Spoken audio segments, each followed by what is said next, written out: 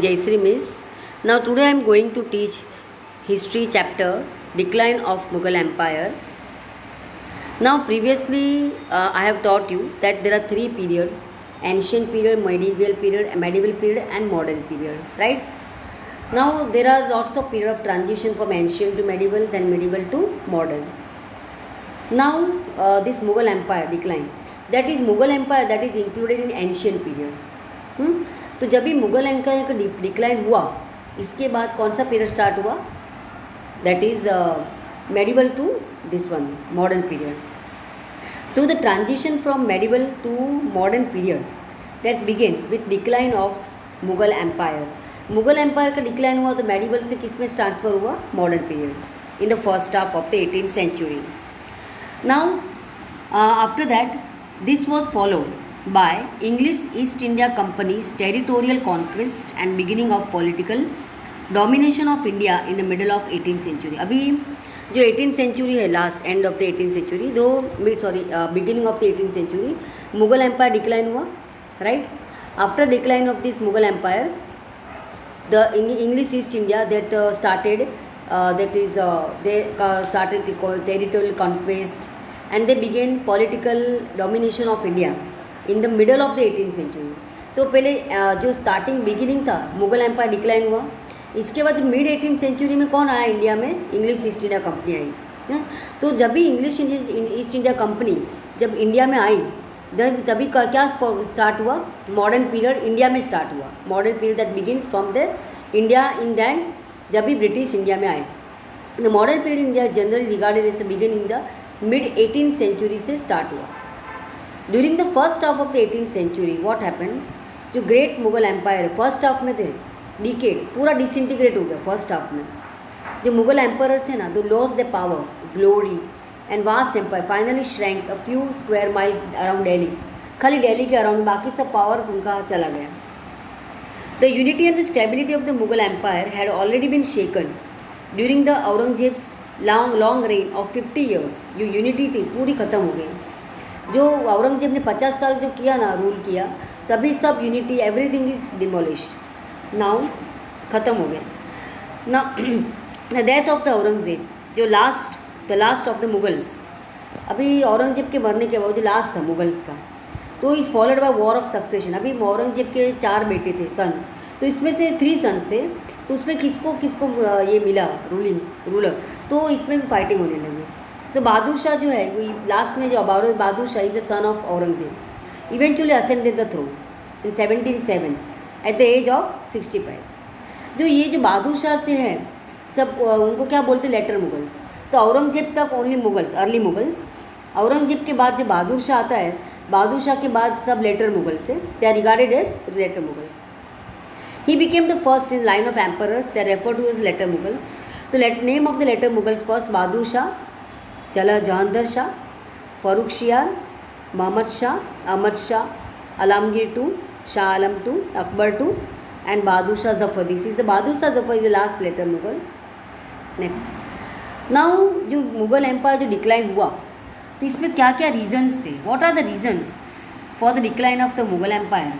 तो बहुत सारे जो several factors they are responsible for disintegration and eventual collapse of the once powerful and mighty Mughal empire. First, politics क्या था Mughal court में? तो अभी मुग़ल जो है नोबल्स कोर्ट में 4 नोबल थे अलग अलग. ईरानी थे, तुरानीस, अफ़गान्स, हिंदुस्तानीस. जो ईरानीस थे वो किधर से थे? Persia. Turanis that from Transoxiana and Afghans that came from the mountainous border region across the river Indus से आए थे. And Hindustani the Hindustans Indian. तो द मुग़ल कोर्ट है ना, was a house sharply divided from within. इसमें divide हो गया था चारों में मुग़ल कोर्ट.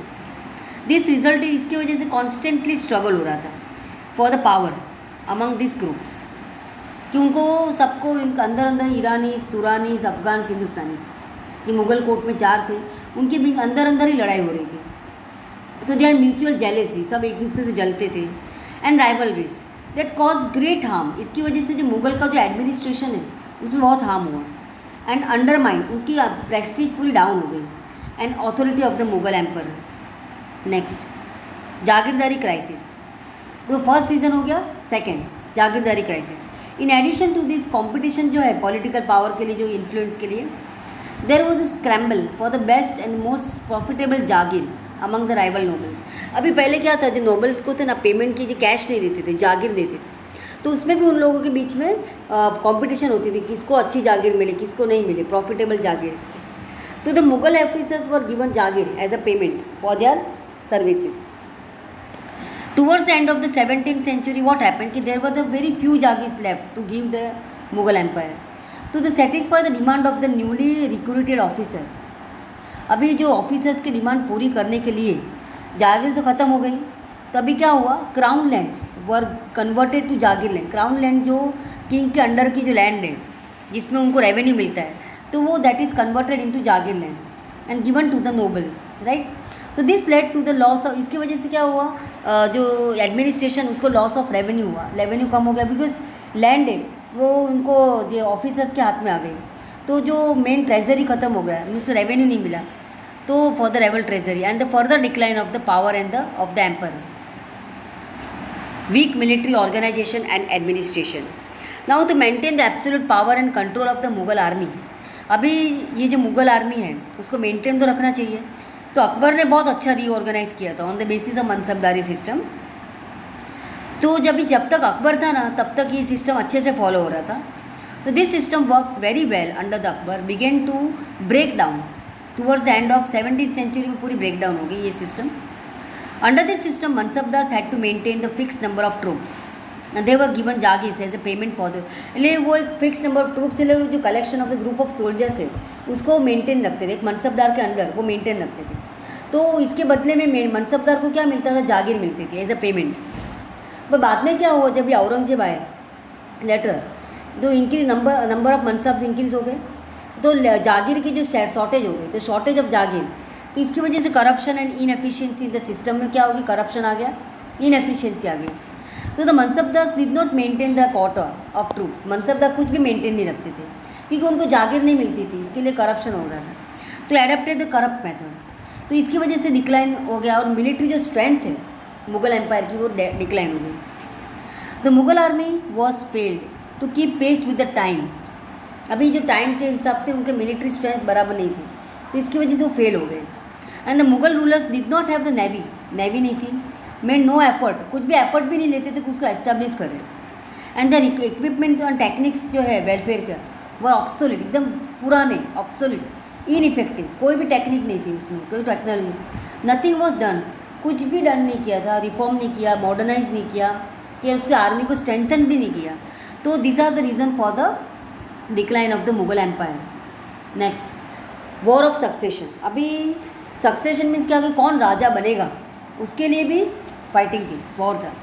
तो death of the Mughal ruler was generally followed. अभी कोई भी मुगल रूलर का डेथ हो गया तो इसके बाद क्या होता था, war of succession among the rival जो क्लेमेंट्स टू द थ्रोन में कौन बैठेगा, उसके लिए वॉर हो रहा है। तो ये सिविल वॉर्स थे ना, दे प्रूव वेरी कॉस्टली। अभी अंदर अंदर सब झगड़ते थे, राइट, अंदर अंदर लड़ाई होती थी, दे डिस्ट्रक्टिव। तो इसकी वजह से they drain the resources of the empire, इसकी वजह से रिसोर्सेज पूरे ख़त्म हो गए। Cause the frequent political upheavals, चढ़ाव उतार आ गए, upheavals, and made the empire unstable, weak, acting. अंदर अंदर कोई भी अंदर अंदर राइवलरीज होती है ना, तो क्या होगा, एडमिनिस्ट्रेशन एम्पायर पूरा ख़त्म, weak, unstable. Now Aurangzeb policies. अभी औरंगजेब से was not very successful as an empire. जैसे अकबर था ना सक्सेसफुल, अकबर कैसे था कि वो राजपूत को भी अपना फ्रेंडशिप, मैट्रिमोनियल एलियंस से फ्रेंडशिप किया था, वो भी इसके लिए उनको राजपूत पर भी सपोर्ट था, राजपूत का। लेकिन अकबर ने ये फॉलो नहीं किया। Akbar, there is no any religious tolerance during the Akbar's reign, Aurangzeb's reign. He failed to realize that progress and stability of such a vast empire depended on उसने रियलाइज़ ही नहीं किया कि रिलीजियस टॉलरेंस से होगा तो the support and unity of the people. तो ये औरंगजेब इस पर फेल हो गया। His policy of religious intolerance that shook the foundation, इसका इनटॉलरेंस की वजह से वो सब में भेदभाव रखता था। नो, इसकी वजह से क्या क्या हुआ, resulted first costly, long drawn, a ruinous Deccan campaign. जो अभी डेक्कन में उसने जो कंपेन किया था वो इतना कॉस्टली गिरा उसको, औरंगजेब को, लॉन्ग रन, बहुत टाइम कंज्यूमिंग हुआ और रूइनस बर्बाद कर डाला औरंगजेब को। सेकंड, उसने इतने सारे वॉर किए, सिख मराठास के साथ, जट्स, राजपूट्स, तो किसी के साथ भी फ्रेंडशिप नहीं की. There is no support from them. Next, loss of support of royal Rajput. Rajput जो लॉयल रहते हैं और ईमानदार, उसका भी सपोर्ट नहीं था औरंगजेब. तो who had earlier contributed greatly to the stability of Mughal empire but now became very bitter foe means अभी वो एनिमी बन गए थे, दुश्मन बन गए थे. अकबर के टाइम पे there is friendship, there was friendship between them, but during the Aurangzeb's reign there was no any friendship. They became enemies. Another reason, economic bankruptcy. अभी जो कोई भी अभी वॉर होगा, कुछ भी राइवलरीज होगी तो क्या होगा, ट्रेजरी ख़त्म होगी तो इकोनॉमिकली वो बैंकरप्ट हो जाएंगे कोई भी ये जो स्टेट कंट्री है. तो major cause of disintegration of the Mughal empire क्या था, economic bankruptcy. The enormous sum of the money spent on Shahjahan. जो अभी शाहजहाँ है वो किसमें बहुत सारे मोनूमेंट्स बनाए, इसने ताजमहल बनाया था. ताजमहल में उसकी रॉयल ट्रेजरी पूरी ड्रेन हो गई. और औरंगजेब डेक्कन कंपनी, डेक्कन में जो उसने लड़ाई की थी वो भी financial disaster, ruined the empire and made collapse inevitable. This is the portrait of Mughal Empire. Aurangzeb is there. Second, now last but this one, foreign invasion. अभी मुगल्स थे वो अंदर झगड़े थे तो कोई भी तीसरा फ़ायदा उठाएगा. तो इसमें क्या था, इन्वेजन किसने किया, नादिर शाह जो रूलर ऑफ पर्शिया था, ईरान. अमर शाह अब्दली जो ruler of Afghanistan. Shattered the power and Prestige of Mughals, पूरा उसका शैटर कर दिया, ख़त्म कर दिया. नादिर शाह ने क्या लूटा, लूटेड एंड प्लंडर्ड दिल्ली, पूरा लूट लिया. कैरिड अवे इतनी वैल्यूएबल जो ट्रेजर्स थे इंक्लूडिंग प्राइसलेस जो कोहिनूर डायमंड था, पीकॉक थ्रोन था, वो भी लेके गया. और अमर शाह किसने लिया, नॉर्थन इंडिया रिपीटेडली अटैक किया उसने. तो इसकी वजह से भी मुगल एम्पायर डिक्लाइन हुआ, वीक सक्सेसर्स. अभी औरंगजेब है, उसने बहुत वास्ट एम्पायर अपना आयरन हैंड से पूरा कंट्रोल किया था और थोड़ा स्ट्रॉन्ग भी था. लेकिन उसके बाद के जो सक्सेसर्स थे वो बहुत प्लेजर लिविंग थे, उनको मौज सॉफ्ट, वीक थे, इनएफिशिएंट थे. एंड दे वर पपेट्स, दे वर कठपुतली बन गए थे in the hands of the powerful ambitious nobles who control the जो एडमिनिस्ट्रेशन संभालते थे ना, उनके हाथ में वो पपेट्स बन गए थे. They have no interest of welfare of the state. तो प्रोविंशियल जो गवर्नर्स थे ना, उन्होंने उसका एडवांटेजेस लिया of the weak government at the centre, और उन्होंने अपना इंडिपेंडेंट किंगडम बना लिया इन मुगल प्रोविंसेस में. इसकी वजह से क्या हुआ, मुगल एम्पायर पूरा ब्रेकअप हो गया और collapse of this empire. All hopes of the revival of the Mughal empire ended with the British. अभी पूरे ख़त्म हो गए कभी, जब भी ब्रिटिश उसने डिसाइड किया to challenge the authority of the Mughals. उन्होंने they took the full advantage. उन्होंने कभी भी कोई दो लोग झगड़ते ना तो तीसरा आके बाजी मार लेता है. तो अभी वो जो मुगल्स थे, जो रूलर्स थे, वो अंदर झगड़ते थे, तो उसके बीच में कौन आ गया, ब्रिटिश आ गया. तो they took the full advantage of the weakness of and began to pursue their plan and the establishing the control over the India for India. तो अभी बहादुर शाह जफर है, द लास्ट मुगल्स, लास्ट जो मुगल था, assume the leadership of rebels against rebel of 1857 में उसने rebel भी किया था, but against British. But he was defeated and exiled to Rangoon को गया and where he died and the Mughal empire came to inglorious end. This was the last ruler. Bahadur Shah Zafar is the last ruler of the Mughal, later Mughals. Now did you know that is Kohinoor diamond. जो Kohinoor diamond India का था, अभी British में है. तो Kohinoor diamond was one of the largest and most valuable diamond in the world. The word Kohinoor means mountain of light. Earlier the Kohinoor diamond belong to different rulers of India. During शाहजहाँ's reign it was mounted on the, Shahjahan के वक्त है ना, वो किधर रखा जाता था, पीकॉक थ्रोन में, the Mughal throne of India में. But later it was taken away by Nadir Shah, उससे ले लिया पर्शिया में 1739 में. Now it was brought back to Punjab 1813 में, when deposed ruler of Afghanistan Shah Shuja Durrani gave away the diamond to Ranjit Singh को दिया, the founder of Sikh empire. In return, अभी इन रिटर्न रंजीत सिंह क्या हुआ, help him get back the Afghan throne and the British acquired the Kohinoor diamond after the conquer Punjab last में. Today it belongs to the British royal family in the part of the crown jewellers. तो in this way there is a decline, total decline of Mughal empire. Kohinoor diamond भी उनके हाथ से चला गया. That was in the, now it is now present in the British royal family. Now the Mughal empire lasted for 3 centuries में 300 साल तक रहे.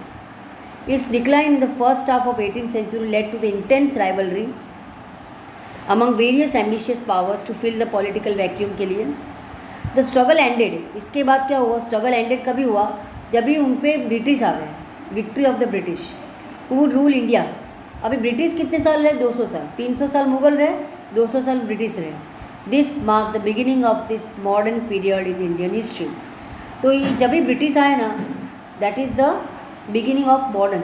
उन्होंने ब्रिटिश ने क्या किया? बहुत सारे मॉडर्नाइजेशन की. पहले इंडिया क्या था? पूरा गाँव था, villages. India is a country of villages. There is no any development, no any कुछ भी modernization, nothing is there. But when British came in India, they started the modernization, and then from that the modern period started in India. Thus, this is all about chapter done.